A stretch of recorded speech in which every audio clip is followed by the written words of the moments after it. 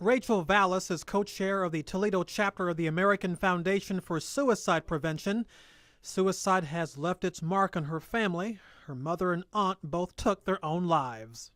I had the opportunity to talk to my mom after her first suicide attempt, and she was able to tell me, kind of explain to me where she was, because we couldn't understand it. As a family, we couldn't understand why she would want to do that, why she thought that that was an answer to take her own life. Rachel has spent the last decade working to educate people about how mental illness and depression can lead some people to commit suicide.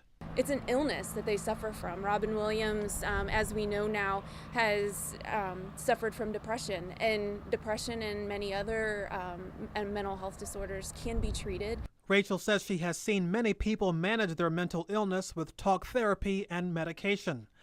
There are approximately 30,000 suicide deaths in the United States each year. Depression is the strongest risk factor. Half of all suicides are committed by men aged 25 to 65. Robin Eisenberg is with the Toledo chapter of the National Alliance of Mental Illness. Well, if someone is suicidal, you definitely don't want to be afraid to ask questions and talk about it. You shouldn't avoid it. Eisenberg and her team visit schools, libraries, and other public venues, talking to people about how suicide can be prevented.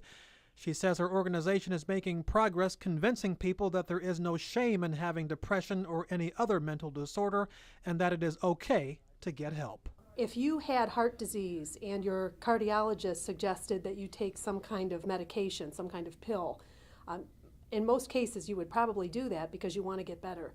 Well, your brain is no different. If your brain needs some medication because there's an imbalance or something isn't right, why would it be any different? Why would you not take medication for your brain?